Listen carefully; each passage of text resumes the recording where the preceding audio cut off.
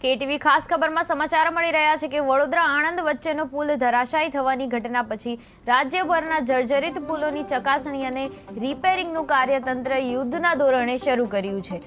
એવામાં જ સુરત જિલ્લાના કામરેજ ખાતે તાપી નદી પર આવેલા બ્રિજ પર બંને સ્પાન વચ્ચે ગેરરીતે જોવા મળતા લોખંડની પ્લેટ મૂકી તાત્કાલિક પણ જોખમી કામગીરી કરાઈ હતી।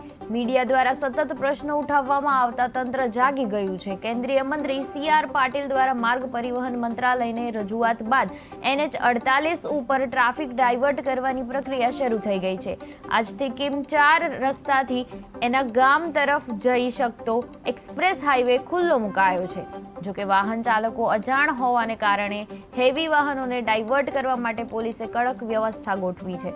સુરત જિલ્લા પોલીસ વડા હિતેશ જોઈસરે બ્રિજ અને એક્સપ્રેસ હાઈવે બંનેનું નિરીક્ષણ કરી લોક સુરક્ષા માટે જરૂરી દિશા નિર્દેશ આપ્યા છે।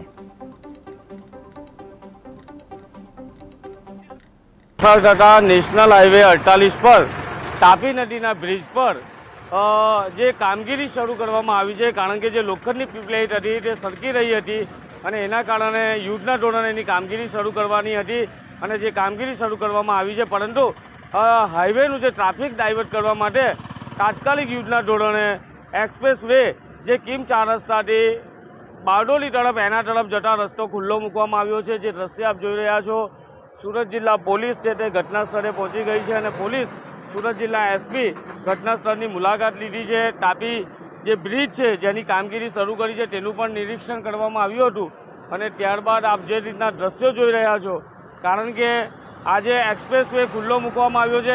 ગઈકાલે કલેક્ટરનું જાહેરનામું પણ બહાર પાડવામાં આવ્યું હતું કે હેવી વાહનો પર પ્રતિબંધ મૂકવામાં આવ્યો છે, કારણ કે વડોદરા તરફથી જે વાહનો આવી રહ્યા છે તે કિમ 4 રસ્તાથી એક્સપ્રેસ વે પર ડાયવર્ટ કરવાના છે, પરંતુ હાલ વાહન ચાલકોને ખબર ના હોય, સીધા વાહન ચાલકો જઈ રહ્યા છે।